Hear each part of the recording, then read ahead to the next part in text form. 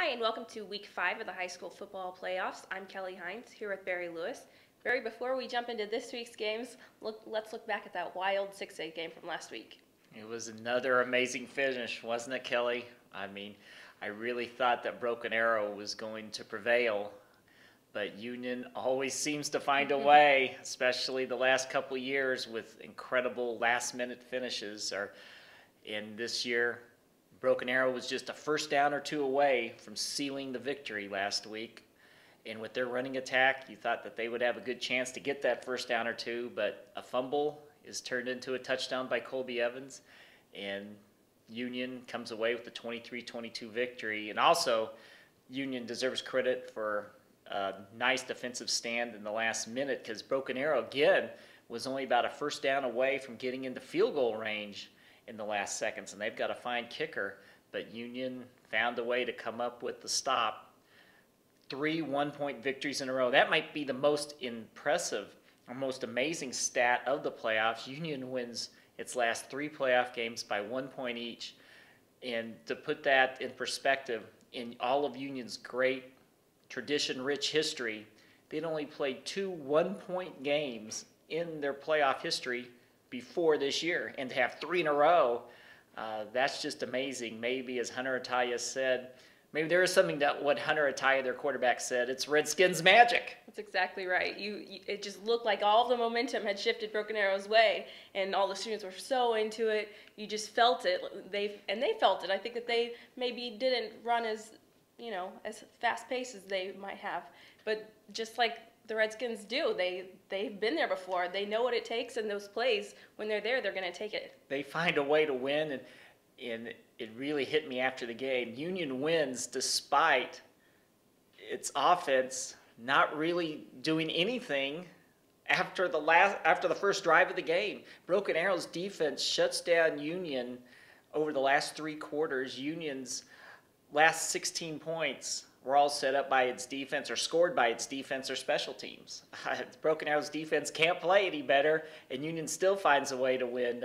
Hunter Ataya coming up with that Redskins magic is reminiscent of some of the OU-OSU games, especially on that field where OU would come back to take games away from OSU with what Barry Switzer referred to as Sooner magic. So maybe there is something to that Redskins magic, Kelly. And then in 4A, Wagner, an incredibly impressive performance. They really put new meaning into the term smash mouth football as they pummeled Clinton 23-0. Wagner gets its first state title. Kevin Peterson, an awesome game. Jimmy Carter was great on defense, along with Heath Wilson, Jeremy Applegate.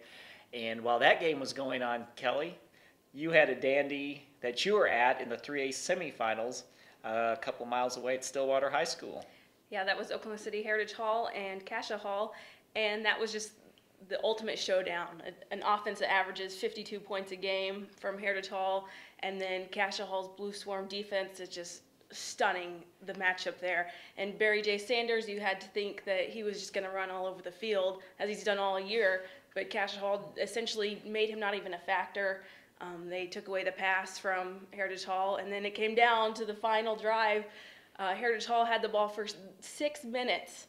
You would think that an offense like that would be plenty of time for them to answer. Came down to inside the 1 yard line, 4th and goal from the 1, 40 seconds left, and Cascia Hall just said, no, it's not going to happen, and just stopped Sanders right there, maybe 1 inch away from the end zone. It was just absolutely stunning. I think we saw is that why the old adage is defense wins championships, and just an incredible performance by Cascia Hall's defense to hold that high-powered attack to just 7 points.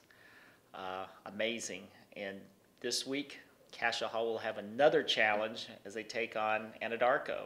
Yeah, and what's crazy is, another week against a just phenomenal running back. Sheldon Wilson leads the state in rushing, and, you just have to think that Cascia Hall's defense can match up against him, but that's the biggest challenge that they will have had all season by far. Sheldon Wilson is racking up over 300 yards every week. He's got over 3,000 yards rushing this season. That is just incredible.